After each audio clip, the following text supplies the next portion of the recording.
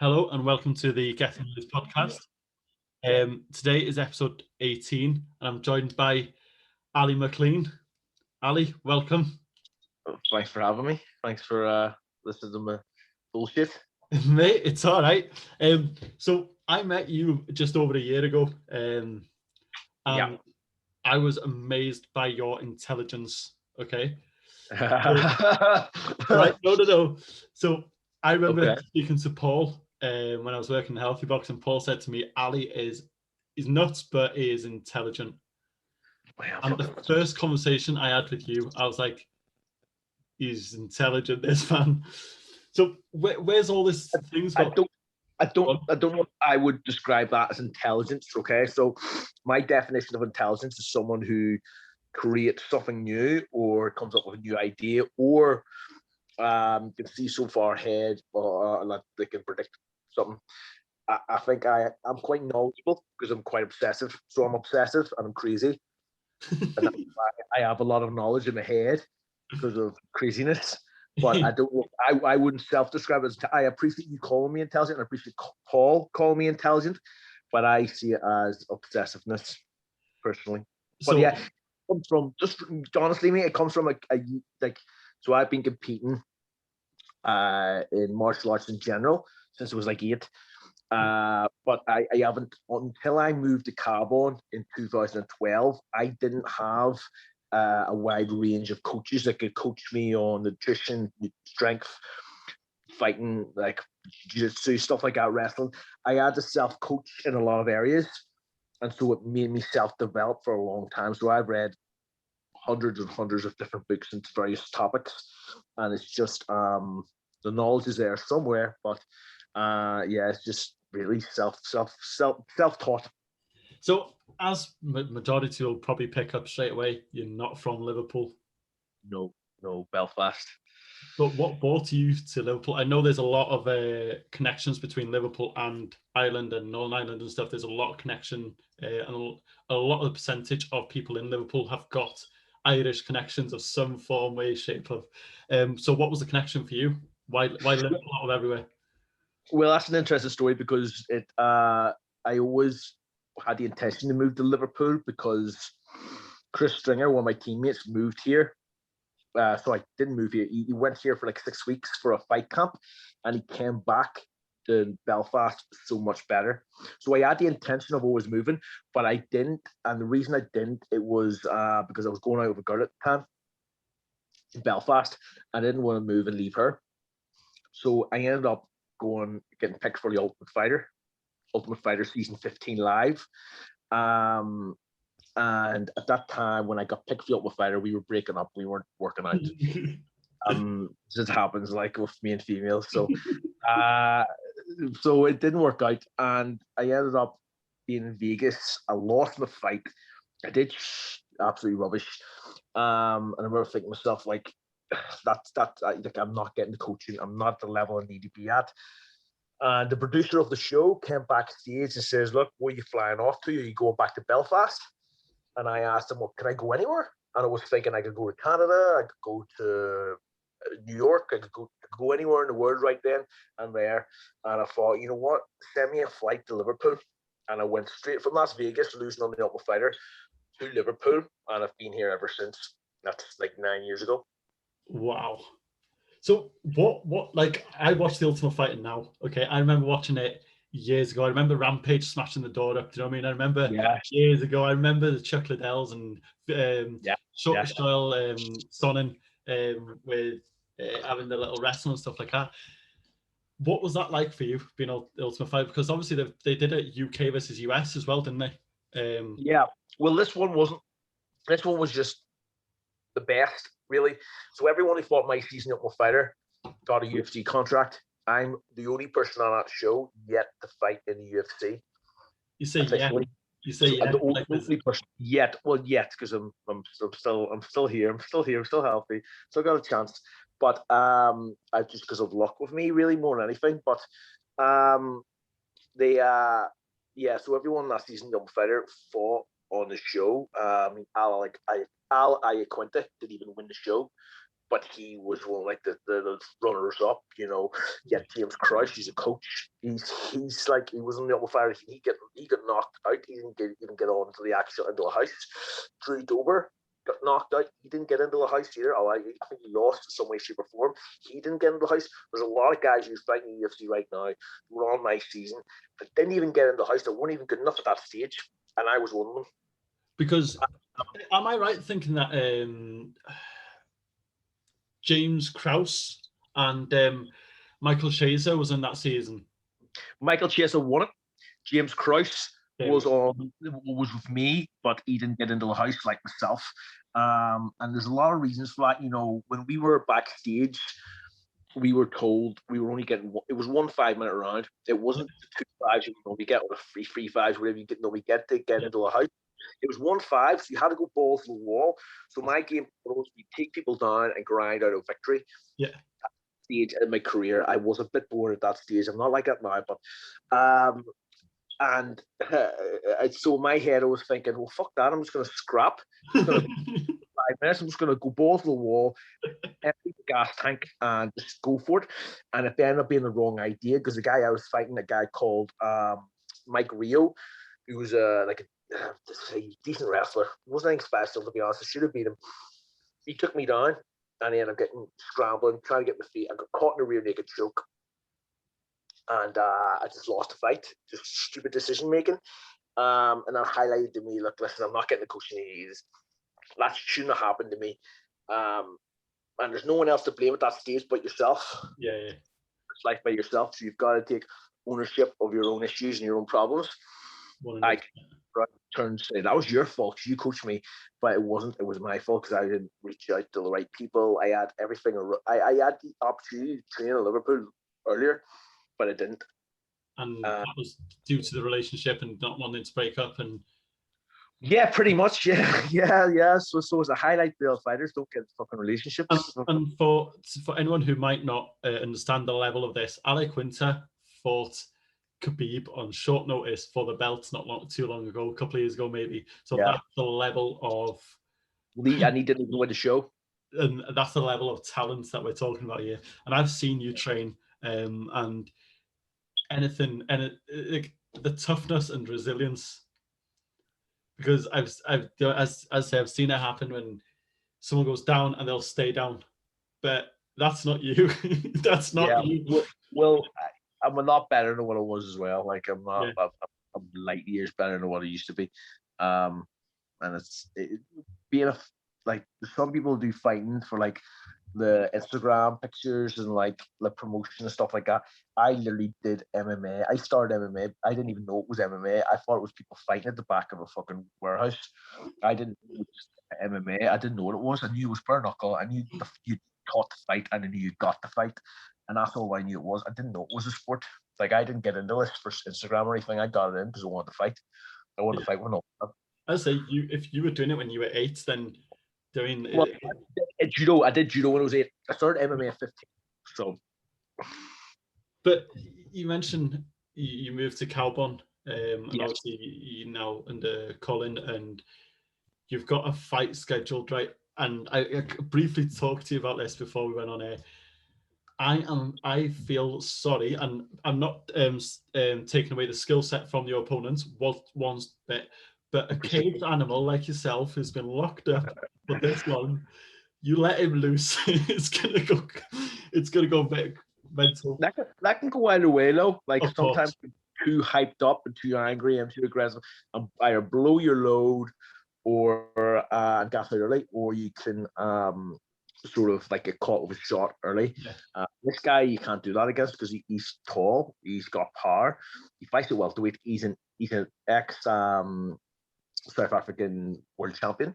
Okay. So he's not a slouch, and I don't this with the intention of thinking he's a slouch. I come in of course.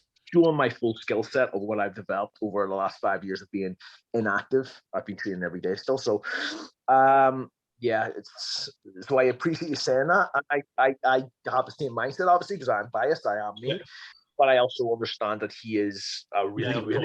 You're not being complacent and underestimating your opponents, but yet again, you know your strengths. You know your strengths, and you know you're going to go out there wanting the win. and if you get a finish, then that's a bonus on it. Do you know what I mean? But ultimately, it's that win that you're after.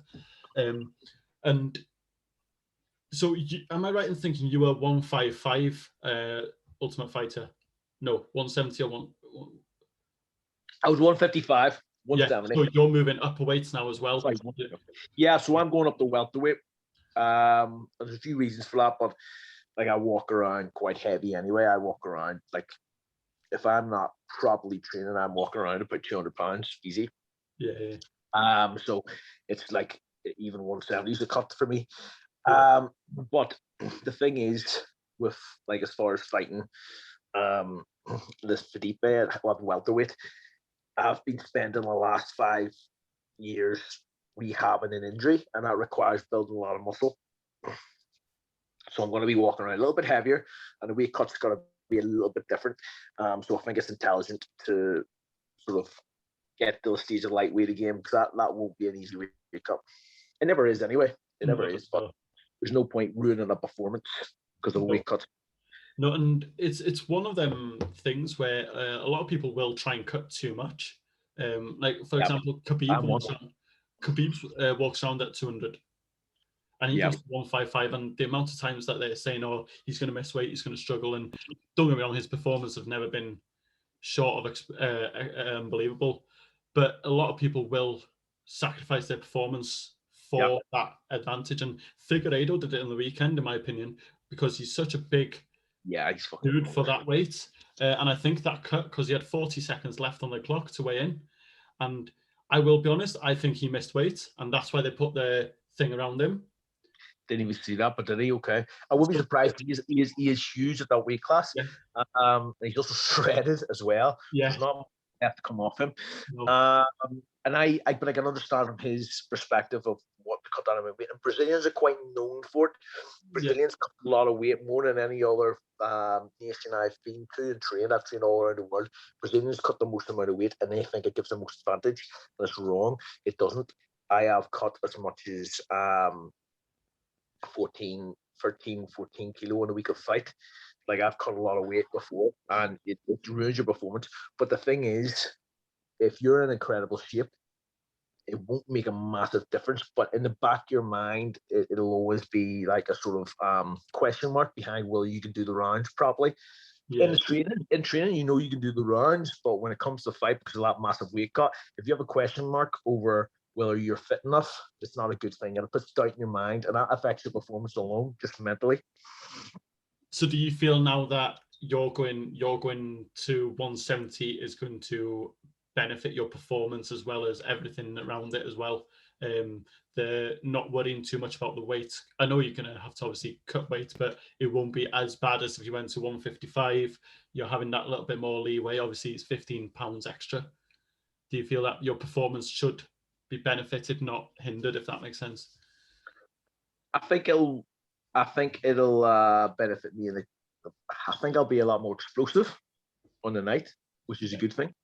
But honestly, it doesn't make a difference to me. It doesn't make. I've been doing this a long time, so I don't think it makes a massive difference for me personally. Like look, you tell me to fight a featherweight, and I'll make the weight and I'll perform. I'm not really arsed. I'll find a way to do it. So I'm not really. It's not something I'm thinking about, if I'll be honest. Yeah. And the thing is, I know you're not joking. No, I'm not. I'm not any man alive. It doesn't matter if he's 155, 170, 150. If you offer me a fight, if Cole said to me, "Look, I've got a middleweight there for you," I'd fight him. It's not really. I'm not really worried about the weight. Like, he's got 2 arms, 2 legs. He's a human being. So. But that's a scary mentality, though, isn't it? That's a scary mentality. Like, obviously, as a fighter, you need it. Okay, you need that mentality. If you go in with like, "Oh, he's bigger than me," that you can have doubts. That's where your performance will go. Even you can go into a shock state. Yeah, no, I like beating the guys. Like, we've got a guy in here called Min, and he absolutely beats the piss out of me. But like, if he needs a partner, I'll be the first one to wrestle him. I can't do go against him. He's too big. But it doesn't really matter to me. I like fighting bigger people. Like, if I was working on the door on a Saturday night and you were a heavyweight and you were trying to get my bar and you were making a mug of me, we're having a fight. Yeah. We're flex you on your head in the concrete. Like, it doesn't matter. It doesn't matter who you are. As the same with the fight. Like, it's not always a good thing career-wise to be giving stuff. That's why you have coaches to keep you in line and say, here, you fight this guy and this guy. But I'm not, as far as my mindset is concerned, it shouldn't be worried about who they are. I don't care. You're, Paul Kelly, same. Like, he'll fight any man alive. He'll fight his own shadow. That's why it should be. Look, that's why he's so good. That's why he's so good in his mindset. That's one thing I've learned from him for the years, is that I have it anyway. But like, you sort of increases your own mindset when you hear someone like Paul talking about his passion of fighting and how game he is, and like, that's what you want. That's a proper fighter. That's the right mindset to have. And as you say, it's before the era of the likes and the shares, and it's before that, well before that. It's the old school fighting. It's the old school. I mean, if the thing, and this, it's really weird. I remember having this conversation with Paul. I said to him, 10 years ago, you could have a fight in a bar and hear nothing from it. You probably go out the next weekend, see the same fella, shake his hand, nothing's happened, done. Yeah. But now you have a fight in a bar. It's like this, people like this. Cameras everywhere, everyone's like, and you probably, you get done for X, Y, and Z, and it becomes, and this is when a lot of crime, I think this is why a lot of knife crime is happening now, because people are scared, they don't know how to look after themselves. And I think that's why, I was going to say, like, you just made me think there, like, that's why it should be even more important to do MMA and martial arts and sports. It stops people, not only the people who want to fight, that are going to do it in bars and end up getting arrested or in trouble. It gives them an outlet, because you're a man and you're like a proper masculine man you're going to love to fight. It's just natural. You're just going to want to fight. You're going to one up every other man alive. You're just going to want to. It's just who you are as a man. It's competitive nature. You're going to want to fight. And on top of that, it also leaves people who don't want to fight safer, because the people who do want to fight then they have an outlet for the shit, So I think as we go more into PC culture and we go into more camera phones and everyone like being a little bitch about getting hit in the face, I think it's more important to keep martial arts alive and MMA alive, and sort of. I think it should be complementary in schools. To be learning some form, even if it's just striking against bags. Fuck that. Everyone should be punched in the face regularly from a young age. Everyone should have a dig in the face. You know what I mean? Like, so many kids now are brought up without having.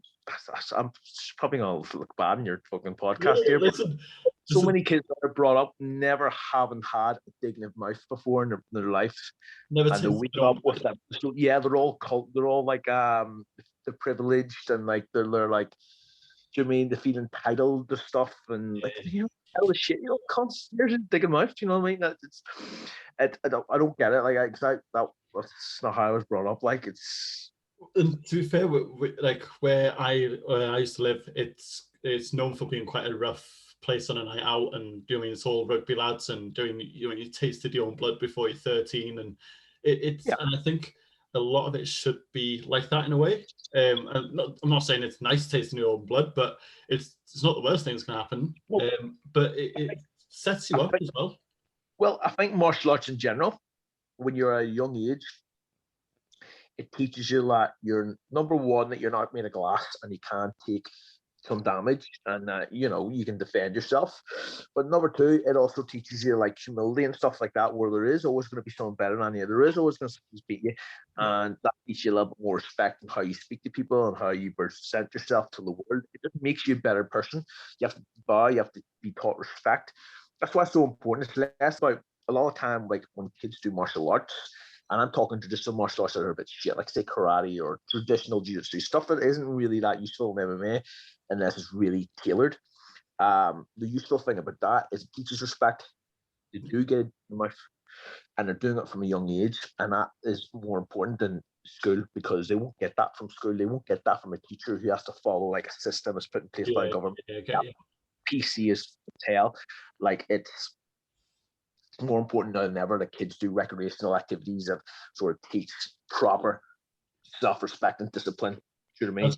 That was the word there, discipline, because I think that's why a lot of the things that's happening is because no one's got discipline. There is no discipline. Back 20, 30 years ago, I mean, if you, and I'm not saying this, that, and the other, but if someone wasn't listening, you'd be in a restaurant or something, and someone wasn't listening, they'd get a backhand in the middle of the restaurant. Yeah, no, absolutely. Yeah, but now, you wouldn't see anything of that nature, and if there was, it'd be an outroar. Oh, it would, absolutely. But yet again, the new generation are the cockiest people ever.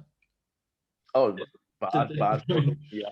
And I think it's because they a lot of them feel protected, because of how we're moving forward as a generation, and the YouTube generation and the Instagram generation. And like, for example, and I'm going to put it out, the Paul brothers, okay, they're a great example of someone who has no discipline. And to steal a hat off Floyd Mayweather, he should have been battered there and then for no discipline, but it's also a vital hit that he was after. So, my opinion of Paul Brothers is different than most people's. Paul Brothers, yeah, because I like them. Okay. I like them. So here's the thing. Yes, they're rich, but I don't know their backstory. I don't know if they were born rich. I don't know if they're from a privileged background. They might be, they might not be. Here's the thing. He didn't need to fight Floyd Mayweather. No. He did it because of marketing. It's good marketing. Yeah. No, I get that. And he made a lot of money from it. To steal a hat, like, you're gonna do things in marketing in order to get yourself ahead, in order to get eyes on you. You have to do things that people talk about you, whether it's good or bad, whether it's controversial or it's a good thing. You need to do something controversial, and that's all they do. And they are experts at that. That's how they built their YouTube channel for so many years, because they did stuff that no one else did. And I think now, just because they stole hats. So yes, I think discipline, yes, but I think a lot of the time people can't perceive what's online as being real. And we can relate to that as coaches, as online coaches, because sometimes the things we see online are not fucking real. Like, they probably, like that real life. If you meet Logan Paul or Jake Paul in real life, they'd probably be dead respectful to. They'd probably be dead respectful to, 100%. But we can see that through the camera because that's their YouTube persona, that they're trying to get hits and likes, and they make money off that. If they were just like me and you and going, oh, thank you, Floyd, oh, thank you for the opportunity, wants to watch that. I don't want to watch that. I want to see him mug Floyd Mayweather off and then get battered for it. Do you know what I mean? So I get that. Do you know what I mean? And then, like, because as a coach, we can relate to that as well. How many times have you seen Instagram models and Instagram and like, you look at them and you see their picture on their feed and they look like they have a super slim waist, and then you go to their story and they look like a mess. I'm not few ones I was looking at, and the difference is massive. We can only like speculate how that's possible, but it's, you can't always. And I half agree to a point with you, to be fair, because when it happened, I said straight away, so the two brothers have made millions from hits, okay? They'll always hit. So one of the first videos they were known about was when they went to the woods in America where people killed themselves and stuff. I wouldn't say that was the first one they were known for, but that's the first one that went mainstream and they got in trouble for it. Yeah, and I don't agree to that, to be fair. That was... I agree. I don't at all. But there could have been a classy way to approach that video, because I think it is important that people realize that in Japan, people do hang and kill themselves in woods so regularly. Like, that's a fucking regular occurrence. And there's actually, I forget the story, it was out of Ross Chesley's book, and there's actually a marathon in Japan where if you fail a marathon, you have to hang yourself in the woods. You know what, I've read the book. Can you remember? Is it a marathon every day? It's a marathon every day. If you feel hang yourself. Yeah. Mate, listen, I'm a bit extreme. I think that's class. I don't know if I would ever do it, but I think it's class, like that sort of mindset of, I am going to finish this marathon every single day, or I'm a disrespect to my family. I'm going to hang myself because I'm not good enough.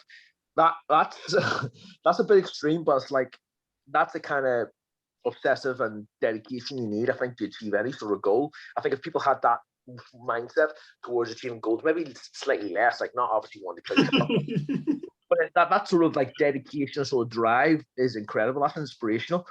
But I think the Paul brothers could have done it a little presented it a little bit better, not laugh on camera and stuff like that. You can't really do that because at the end of the day, that's someone's family member they've lost. I mean, of course, and this is what I mean is that they've created hits all through, and we'll see this now for the next 10 years. Okay, they are going to make millions.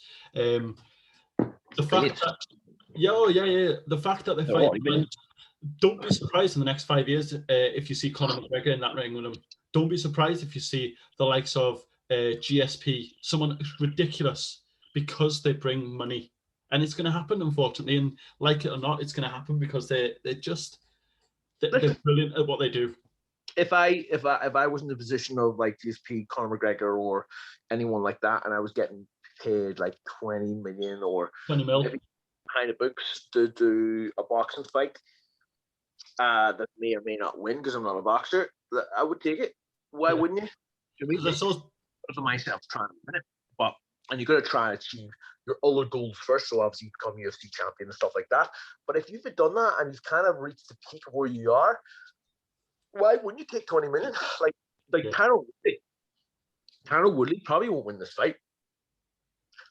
Tyron Woodley throws one punch and then moves. Like Tyron Woodley's whole game in MMA was back off and throw an overhand.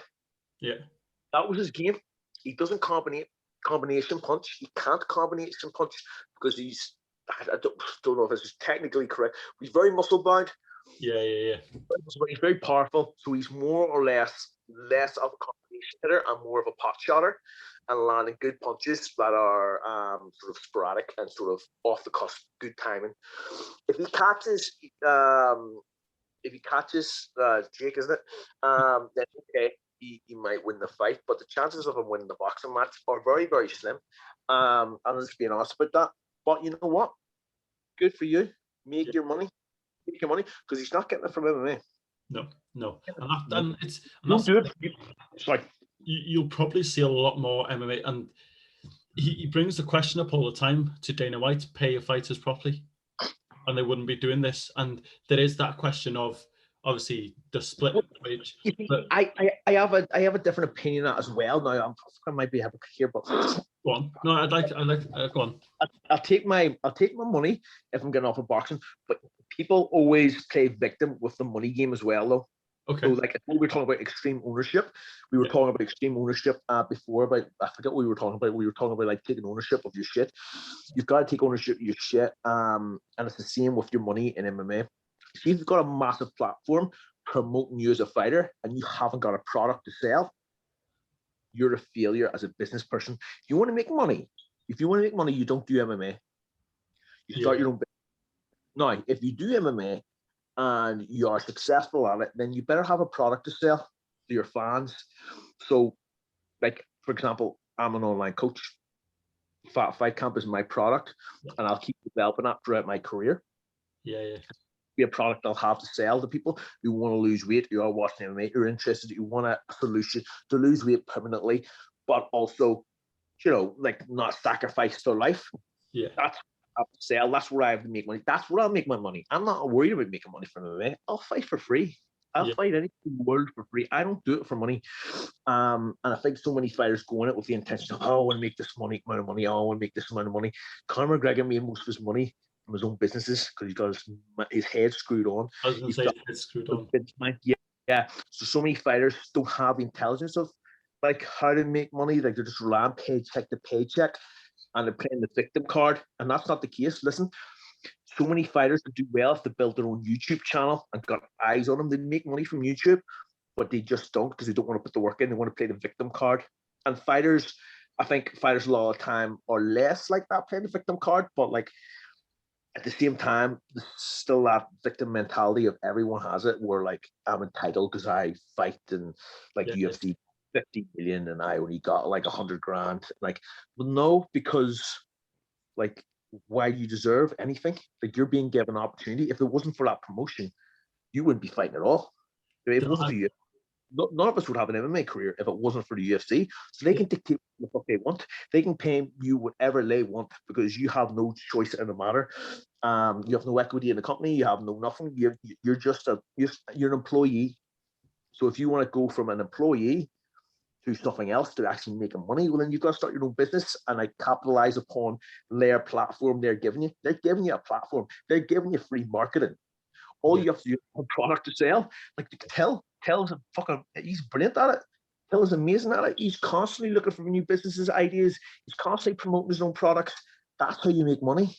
Yeah, because you mean it was the raw dogs, it was the watches, it was the t-shirts, is everything. He's a businessman. He's just like exactly. Like me and you both met. He's a ball bag, and he's a nutcase. But he's smart. He's not screwed on. He's very screwed on. He's switched on. He's a Scouser, mate. There's no Scousers. I've never met a Scouser who isn't switched on. Yeah. Do you know what I mean? Scousers are switched on, and he's switched on. It's the same with the likes of Dustin. He's now got an organization, a foundation that ultimately makes him money. I know it's for charity, but there's obviously, I don't know how that works, but yeah, either way, it's a noble thing for him to do. Either way, it's a noble if he's selling t-shirts and stuff like that, then he's definitely going to take some cut off that t-shirt. And stuff. I mean, and I get that sort of side. And the thing is, everyone wants to be Connor, okay, with this multi-million, billion-pound platform. Yeah. But as you've mentioned, he has marketed himself first of all, and now people see through other people trying to be like that instead of just being authentic and just going, right, this is my product, this is what I do, and selling that. Doing there was it Masvidal who's now selling alcohol as well. He's got his own. Yes, he's got his own something. Yeah, but he also has his own online course on how to defend yourself. He's also got an organization now, Game Bred Fighting. It's like an online course to show you how to like defend yourself and how like an instructional, like an online course. So he's got his head screwed on. That's what you have to do. Last night there was an actual bare knuckle organization that Masvidal organized. Like it's his organization, like the UFC, but it's an actual Game Bred Fighting and it's bare knuckle fighting. Okay. Jason Knight was on it and Brock Weaver. Okay. So he's actually built an organization himself now. So he's now paying fighters from that. Good. And as you say, it's been screwed on. It's been a little bit different to the last person. Yeah, he's got. And I've never thought of it as UFC giving them a platform or giving fighters a platform. Never thought of it in like that. And a lot of people who might listen to this might go, fair enough. Because I have conversations with people all the time about boxing pay and UFC pay. People are like, oh, why is UFC not paying as much? But I've never thought of it in that light. Well, it's boxing's different because it's less. Don't speak out of term here and say something's wrong, but like UFC is a company that hires fighters. Yeah. Whereas boxing is more like management coming into a promotion and going, here's my fighter, let's negotiate a rate. So boxing's more promoting the fight. The UFC are promoting the brand. Is that right? Well, you're joining their company. Think of like boxing is kind of like you going into like an open marketplace. Yeah. And having your product and going here, here's my product. I want this amount for it. And they go, okay, no, I'll give you this amount. And I'll go, no, I'll give you this amount. Whereas UFC is going into a workplace and going, I want to join your company. And they give you that's like, it's a completely different marketplace. So people are comparing apples to oranges. They're completely different. Yeah, it's just completely different. Yes. And maybe they should get paid more. But I mean, that's not going to solve anything. Like they either pay you, you don't. You know what I mean? Like they're not going to change it. It's their company. They can decide whatever they want. Yeah. And I don't care. You shouldn't really be bothered about it because the people that are moaning about being paid not enough money aren't in it because they love the sport. I'm in it because I love the sport.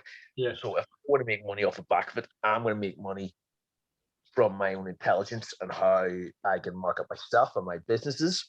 Not because of handout. I don't want someone to give me a handout. Look, listen, if they want to pay me $2 million, that's fine. Give me $2 million. But like, I'd also rather have the intelligence to go. Well, you've given me the position to make it myself. Yeah. So I think a lot of people play that victim mentality with as far as money goes. I think if you want to make the money, it's there. You gotta have a business mind for it. Yeah, that's very. So referring back to what I said at the start about you being intelligent, see, you're defining it yourself here. Well, I've yet to implement. I've yet to implement it myself. Well, I'm implementing it myself in my own business right now. But as far as like people can, it's like a quote I seen the other day. I don't want to butcher the quote, but it's like it's right me saying all this. But until I have a fairy tale ending of my life, people are never going to listen to my advice. No, So you never hear a fairy tale story never ends with the guy failing and being like in a position where he's in the dumps and never like recovers and never like. Do you know what I mean? I'm in a position right now where I've got injured. I'm still like grinding every single day until I get to a position where I'm like a millionaire and successful. People aren't going to listen to my advice. No, of course. I know that's correct, but people aren't going to listen to that until I get to a position where I'm like where people perceive as success. Listen, I'm successful in my eyes because I'm happy every day. I get to wake up and do whatever I love. I don't really need to work unless I want to. So I'm in a good position where I'm happy with myself in my life. But until I'm in a position where I'm a millionaire, people won't like listen to me and go, okay, he's writing what he's saying. So I know I'm writing what I'm saying, but yeah. at the same time, I don't expect people to listen to it because you need to have a fairy tale ending, just highlight it to people's heads. Like, no, hold on, I do know actually what I'm talking about. So I'm in the process of trying to achieve that right now. I think you'd be quite surprised. Being successful, getting inside UFC, get my career back on track, that sort of thing. So you've just mentioned what I was going to ask you next. You coming back from the injury and having a scheduled fight, is this a last shot or is it a shot towards the UFC? It's never a last shot, and it's never like, you know what I mean. It's just a continuation. I said this the other day to someone. I never not. It was never. I never removed it from my mind. It's never like I quit from it. Like It's been on my mind every day for the last 5 years since my last fight. I tried quitting. I tried stopping because it drove me crazy, but I couldn't. I just couldn't. Which highlights to me like it's what I was put on this earth to do. No matter how hard it is, no matter how many setbacks I get, I was put on this earth to fight.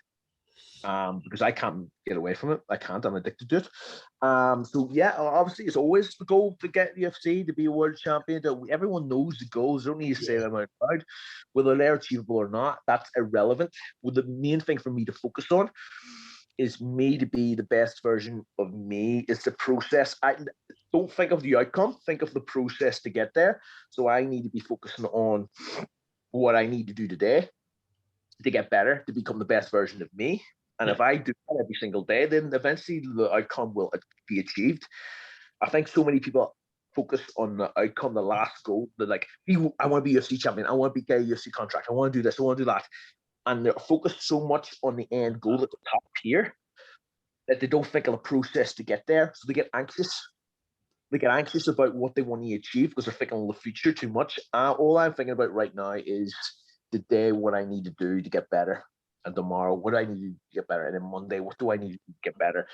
I do that every single day. And if I get in that sort of mindset and I do that, then the end goal sort of takes hold of itself. In theory, there's always going to be setbacks, and I've had a lot of them. So, but I'm prepared for that.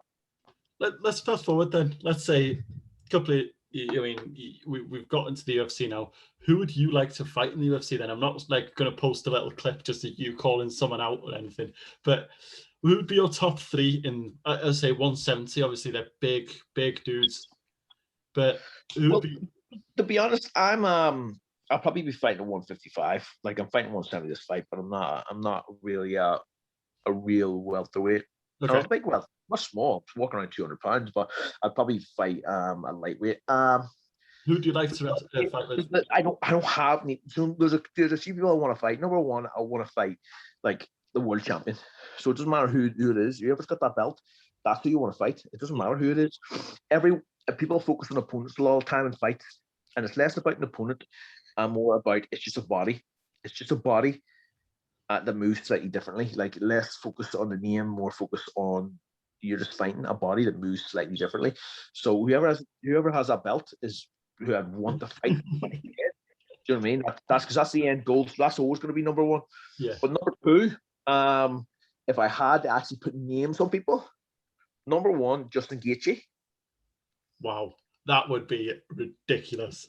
You just know he doesn't take a step back and just loves the fucking scrap, and that is fun as hell. That's class. He's going to hit me in the head, and I'm going to hit him in the head, and you're just going to have a scrap. Old school Justin Gaethje had some of the best fights. He was the most exciting fighter that ever lived. The old Justin Gaethje, before he started becoming intelligent and learning how to fight properly. But like, he's a sick fight. Number two, Michael Chandler. That's a sick fight. He loves banging people. Loves wrestling. That's a hard fight. That's a good fight. I'd love to see that. I meet everyone. I'd name names all day. Khabib. I want to fight Khabib. Obviously, I'd love to challenge myself against someone who people perceive as being so good. You know what I mean? Because you are a high-level jiu-jitsu fighter. You're a wrestler as well, aren't you? Yeah.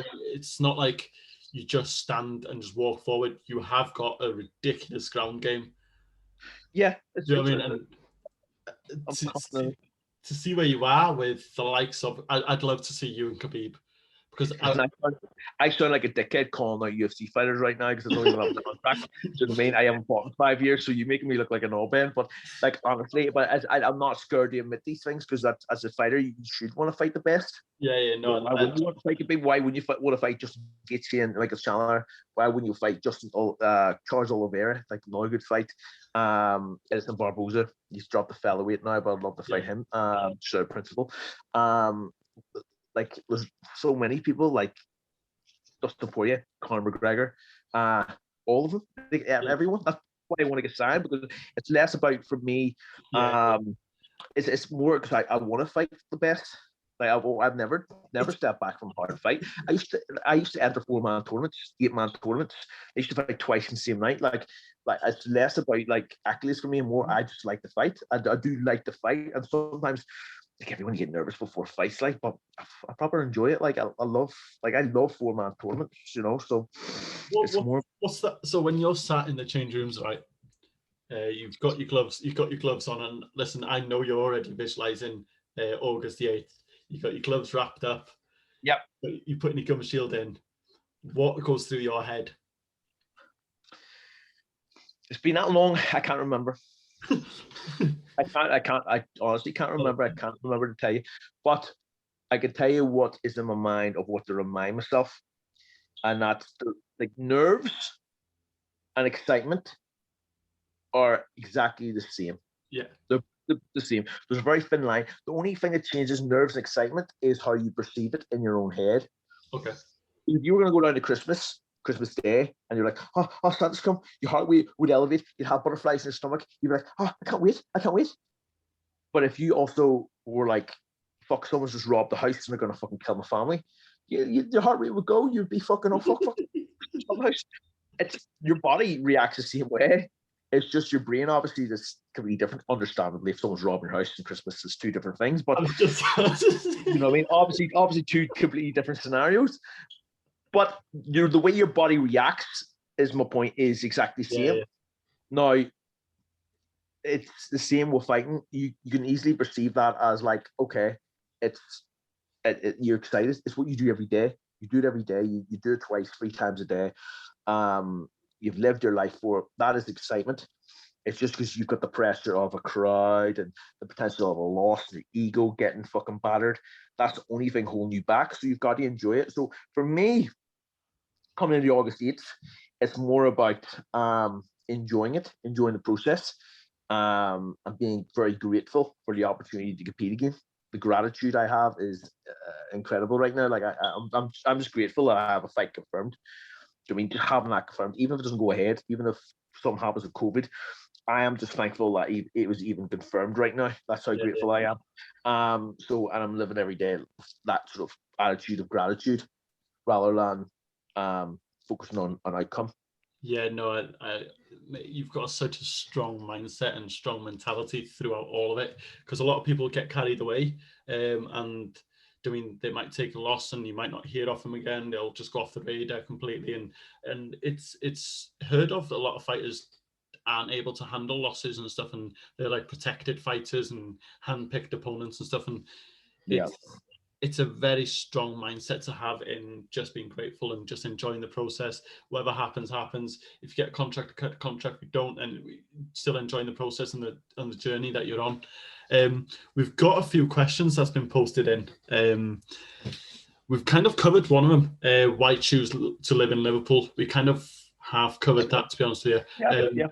But why did you stay in Liverpool then? Obviously, we've mentioned you coming over and everything, but like you mentioned 9 years ago, you came over, but you're still here. Well, I am a very loyal person. Yeah. I'm very loyal. I won't. So if I have a barber, I won't see anyone else but that barber, even if he's busy. I'll go a month without seeing anyone else. I won't see another barber. You will never meet another man as loyal as me. So when I came over to Liverpool, Colin took me under his wing, let me in the gym, let me live in the back of the gym. I still stay in the back of the gym. Like, those who don't know, like, I fucking, there's not a man alive as dedicated to the sport as me. And he allowed me, he took me under, like, his team, his tuition. He taught me, he changed my life. He changed my personality, who I am as a person. My personality's changed to reflect, like, how he coaches and how he is.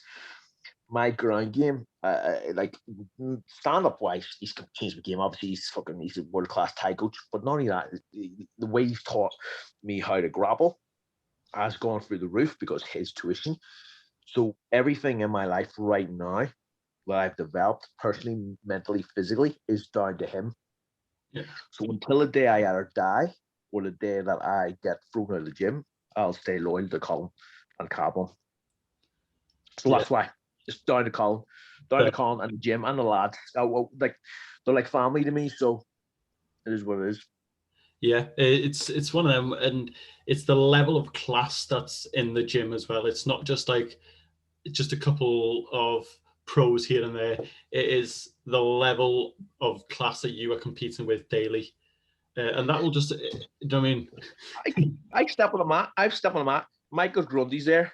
Maxwell's there. Darren Till's there.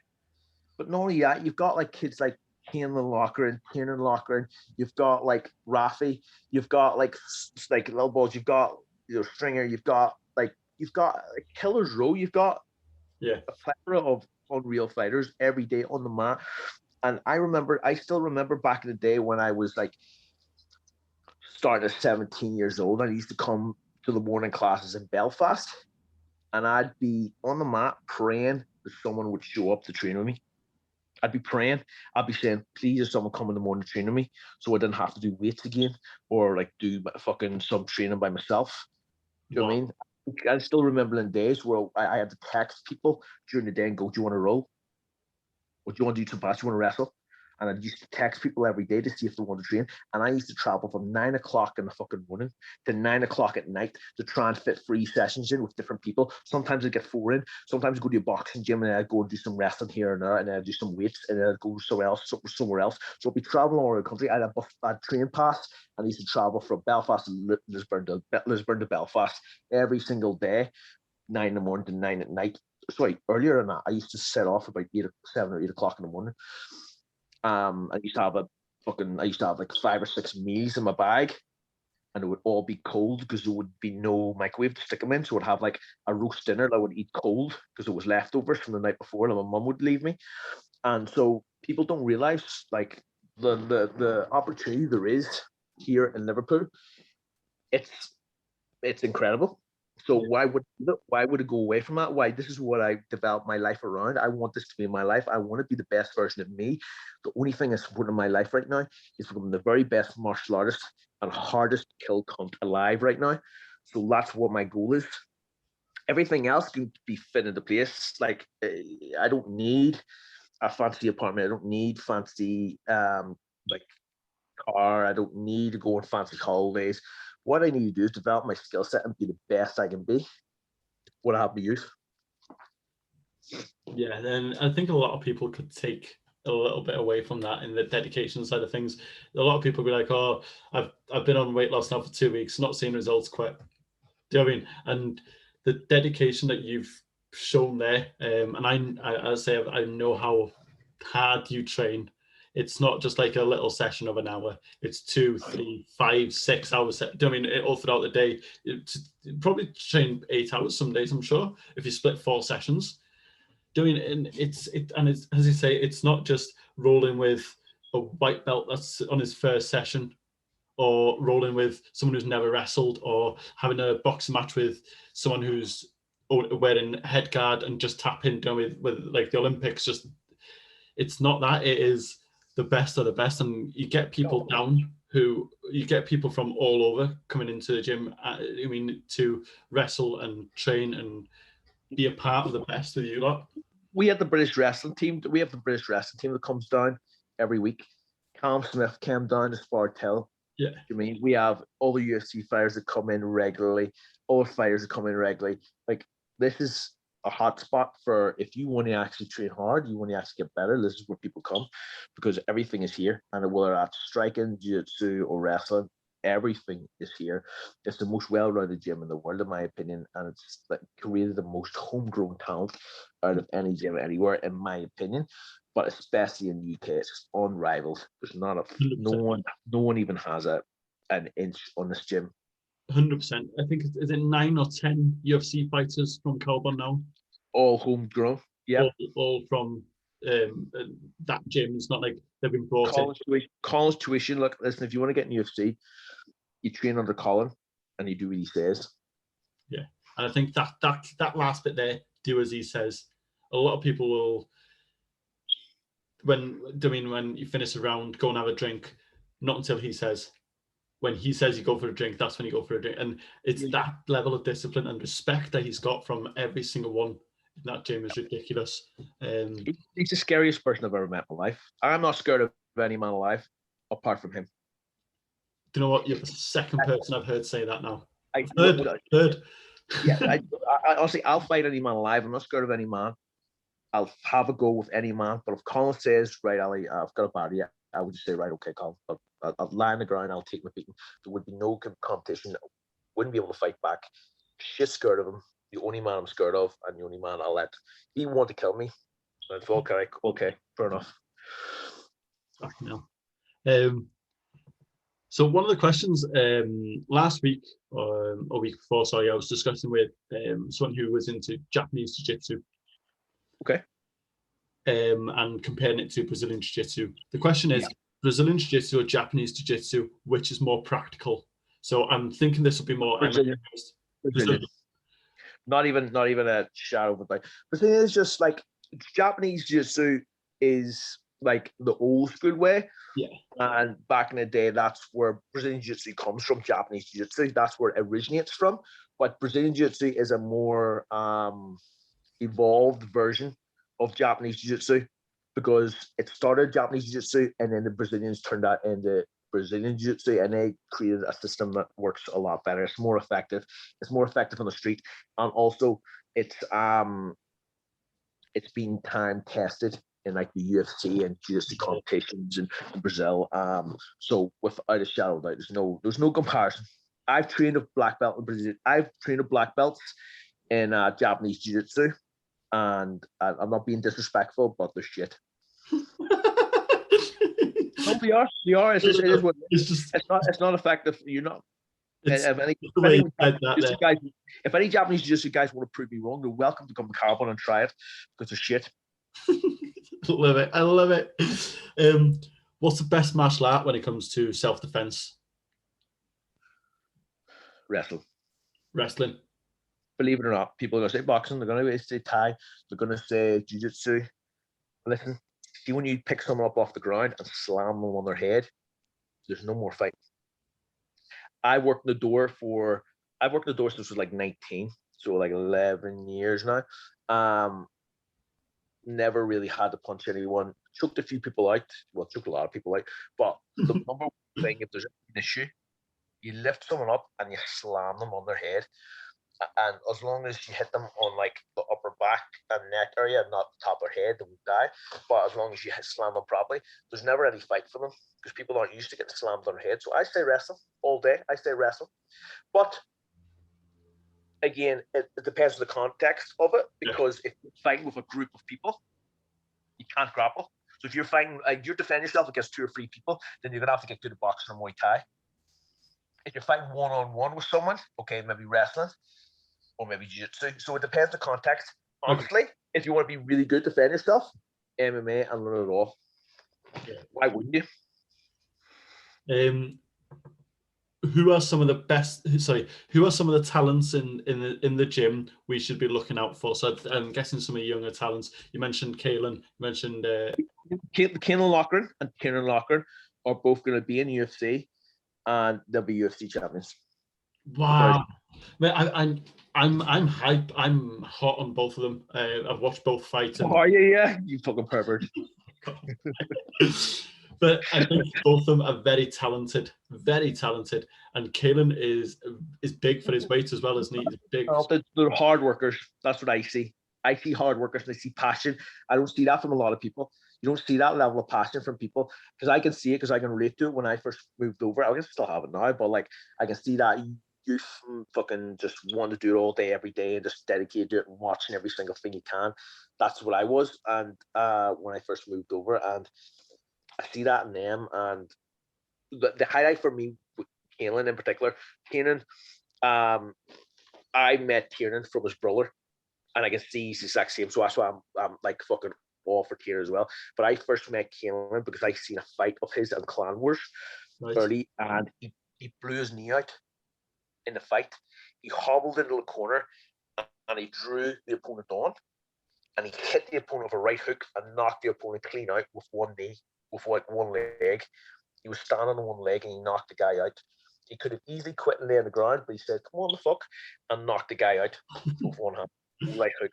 He's a talent. He's a hard worker. Kieran as well. Kieran is so athletic and strong for his weight. He fights at 145, but he's so strong. His brother, yes, brother's like his brother. Well, to be fair, his brother's a bantamweight, and he's stronger than some welterweights.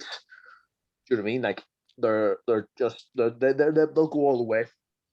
And I've seen a couple of their fights. To be fair, one of them I was there in Probellum when both of them were fighting, and the speed, the hand speed is just unbelievable. And I'd say the young lads as well now, I think 19, 20, 21. Yeah, that's the mindset. Look, everything can be taught. Yeah. You can teach boxing, you can teach wrestling, you can teach Muay Thai, you can teach that. It's just their attitude. They love fighting and they're hardworking. You can't ask for more than that. So they can go all the way. Dedication as well, as you mentioned. Doing well, they moved country for it. They moved country for it. They moved the Liverpool for it. They've got a family. They love where they live back in Ireland. They love it. They are so patriotic. You'll never meet 2 lads who are more patriotic of their country, but they know they have to sacrifice that in order to achieve something higher. Yeah. And that's why they're going to be that's why they're going to be really good. Yeah, it's, as I say, that there's a lot of talent in Kaobon coming through as well, isn't there? It's not just who's there already at the top. I mean, for me, I can see Raf going to the UFC 100%. Yeah, oh no, 100%. Oh no, 100%. Yeah. Raf can go all the way. I think he's real talent. I see a lot of Terry in him. Just it's spitting of both of them. I just see the ways, the style is just. The thing with Raf as well, though, he's fucking one of the nicest kids you'll ever meet. Yeah. Like, he deserves it. Like, he just deserves it. He's just a lovely kid. Like, you know, way some people just have a magnetic sort of, a nice sort of aura to them. Yeah. You just know he's just got a lovely aura to him. He's just like a nice kid. He's just he's a nice lad. But fucking really, really good for a bantamweight. Again, so strong, really technical. Like, I can spar him, and he's not a depth strength wise or skill wise or any way, shape or form. He's fucking really good. Really good. Yeah, I'll say it's an exciting time for Kaobon at the moment, I think, with everything reopening and shows being put back on and people starting to get back to a routine. Obviously, we got Darren, who is fighting in August at the moment. I have. I mean, it seems speculations that might be changing, but I don't know what's the truth behind it. But it's an incredible. Like I say, you got Darren, Grundy, and Tom all in the UFC at the moment. But the people who have been in the UFC as well, have all been at a high level. Do you know what I mean? I think Terry got into top 10, didn't he? I'm right, I think top 10. Yeah, well, Terry would have been world champion. Terry, one of the best fighters I've ever met in my life. He is the best fighter I've ever trained with. Wow. And as I say, I mean, you got world champions around you everywhere. And it's just, I think a lot of it's fight IQ as well, isn't it? Fight IQ and the intelligence. Well, it's how Colin teaches. Colin teaches in, I'm not going to give away his tactics. But No, of course. He teaches differently than anyone else. Do you know what I mean? He teaches you how to think for yourself rather than putting thoughts in your head. That makes sense. Yeah, no, that does make a lot of sense, to be fair with you.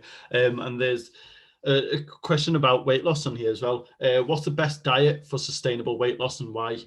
I think we both probably have the same answer here, to be fair with you. Yeah. Well, all it's calorie deficit, isn't it? Like, it's about a diet. Like, there's no special diet. It's only the diet you can adhere to. So, I mean, it's a diet you can adhere to. But I see weight loss as like taking a band-aid off, like a plaster off. You don't take it off slowly, you take it off nice and fast. And that's why I do things in 12-week slots with my clients, because I want to drop as much weight as possible in a short piece of time and then get them to sort of sustain that comfortably then afterwards. There's a few tactics you have to do that. If you just come off a diet and then just fucking start binging, you'll just fucking crack and you'll just gain all the weight back again. If you do it intelligently and you reverse diet, you can keep all your gains, you can keep all your weight loss off. So I think there's a lot of, I think it's simple saying just calorie deficit, but a lot of the time people do that for a long time and end up getting bored of it.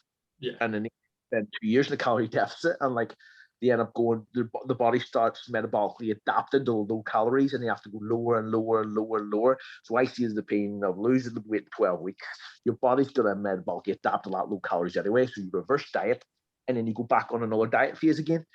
So it needs done in stages, I think. A lot of people are now talking about like, oh, you know, sustainable and gentle weight loss over a long space of time, and that is never my opinion, because there's a study done by Natal et al. Or something, and I spoke about how there was two groups of people, and one group lost weight very quickly over a short space of time, and the other group lost weight sort of sustainably over a space of time, and the people who lost weight quicker kept the weight off for a longer amount of time. So I think it depends on your own mindset. I don't think it suits everyone to lose weight quickly. Yeah. I don't think it suits everyone. So not everyone has that mindset, but I know people like me, my mindset of being ambitious and want to get shit done quickly and wanting to do it, I think it suits my mindset. But then again, that's why I book consultations with people on the phone, because you need to know whether people are suitable for your program or not. So there is no one diet that suits. It's whatever diet suits you, and it's up to you to find that out, and that's up to a good coach. So the answer to that is get a good coach. Yeah, and it's one of them. You see a lot of people who will keep people on for long term, and you just want a client. I say to people, I want to work for 12. I want to work with people for 12 weeks, and then when I say, right, bye, fuck off, I don't want to work with you no more. Because if I do my job properly, you don't need me more than 12 weeks. Yeah, you don't need me. Yeah, I've taught you for 12 weeks. See you later. Bye. I'd love the money. Don't get me wrong. I'd love the retainer money for like having you as a monthly client, and I do have monthly clients. But like, if I do my job properly, you don't need me. Yeah. And I'm pretty similar to you. I've got some clients who I see monthly. I've got some clients that are just doing for 90 days, 12 weeks, exactly the same. And then that's everything you need sorted in a box. There you go, sort of thing. And it's also the power of being able to say no to someone. Like, there you go, you're done. You've been able to do it. I think that's very powerful, because a lot of people and a lot of Instagram fucking blue ticks and all this will sell their product for a string of along. Do you know what I mean? Losing. Yeah. It's the only way I would stay with someone for like a longer space of time is if they had mental not mental issues, but they needed the accountability and support and the community aspect. People stay for that. So it's less about the coaching end, and it's more about having somewhere there beside you the whole time. So it's why I do work with people on a month-to-month basis, because some people need that helping hand and someone to talk to, someone literally to check in with them every week and go, how are you? How's your day? How are we keeping? So that could be important as well. But yeah, I agree. Yeah. Ali, it's been amazing. Appreciate Before it. you go, I've got one question because I ask everyone. All right. And the thing is, you're going to put this into practice. A lot of people will not. What is your walk-on song when you go into the octagon? What's going to be your walkout song? You see, I'm still undecided. Well, let's decide now. Let's help. My walkout tune, my original walkout tune, is a song called Carte Blanche by Veraconda. Right. Okay, so I don't know if you know what Ferry Corson is. Okay. He's a trance DJ, and he created a song called Carte Blanche, and that was one of the first songs I walked out to years ago, and I danced to it when I walked out. So now I just walk out to it. But I also wanted to maybe go out to Return of the Mac. Okay. By Mark Morrison. And then also there's other songs I listen to like during the day, and I think, oh fuck, that's a banging tune. That's a tune. I'd love to walk out to that. So like, there's 101 things I'd love to walk out to, but I haven't decided yet, and I probably won't either. Like I'm quite bipolar in my decision making. Do you know what I mean? Like 1 minute I'll think one thing, and next thing I like to leave things to the last minute before I make a decision. Do you know what I mean? Like if I'm in a restaurant and someone goes, "What are you ordering?" I won't pick until the lady comes over and asks me. When she asks me, then I make the decision off the fly. I couldn't sit there and tell you, yo, I'm choosing this, or this. I'm gonna wait till I come over and then pick something. Do you know what I mean? So I think Return of the Mac would be great, especially with it being a part of the name, etc.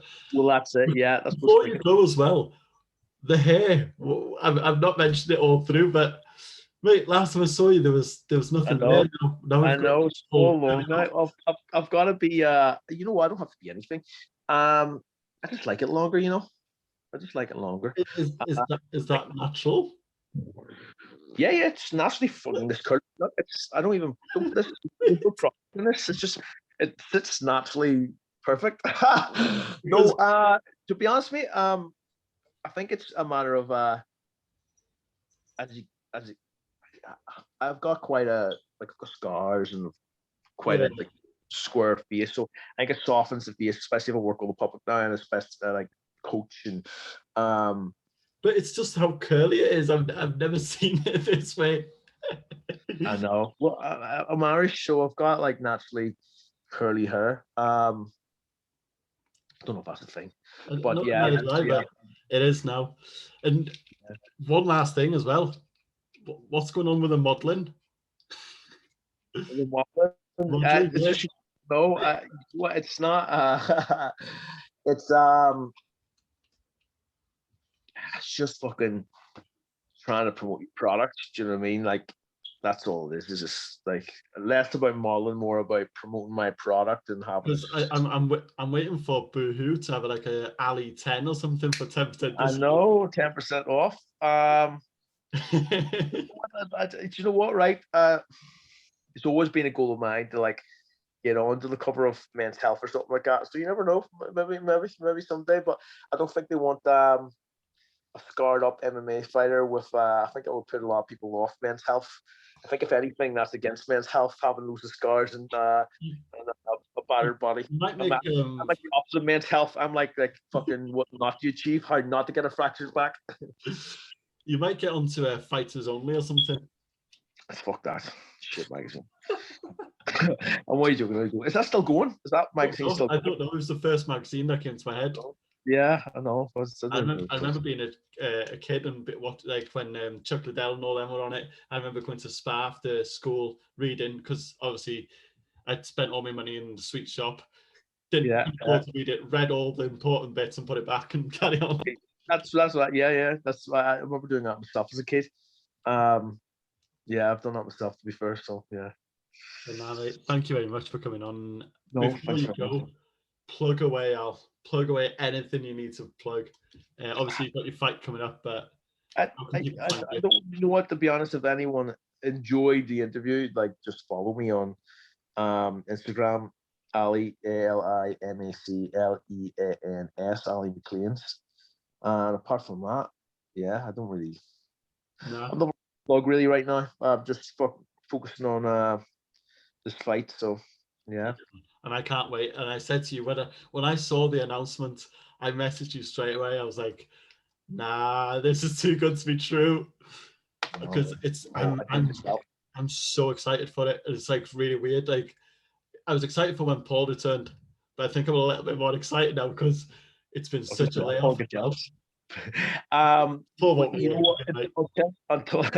Until I get in that cage, yeah, I'm giddy. You'll probably see I'll have a tear in my eye backstage, like 100%. I'll have a tear in my eye, but and a tear afterwards. But until I get in that cage, I won't be getting giddy or anything like that. When people say, "Are you excited? Are you pumped up?" I'm like, I've been doing this for like this long, 16 years now, like fighting. So it's like I may have taken a long layoff, but I've been here so many times. When I get in that cage, then that's when you'll see me excited. That's when you see me buzzing because I'm actually going to have a go. Until it gets to that stage, I know there's a lot of variables that I need to keep in place before that stage. So I have to keep, like stoic philosophy, I have to keep sort of level-headed along the line. I can't be too happy, can't be too sad. I have to keep sort of level-headed. Yeah. And am I right in thinking there'll be a link for people to buy it and stuff as well? Yes. So if people go onto my Instagram, I'll have a link to the pay-per-view. So if people are interested in seeing me cause violence, and I guarantee to be violence. Oh, it's definitely violence. Guaranteed to be violence. Definitely see me getting punched in the face. I will definitely be purchasing this because I'm hoping there'll be a couple of good other names on there as well. I think Tierna's fighting as well. Yes, I mean, there we go. So, yeah, Ali, thank you very much. Thanks for your time. Thank you. And anyone who has enjoyed this episode, please give a 5-star rating on Apple because it helps with viewings and my ratings in the charts. Yeah. Yeah.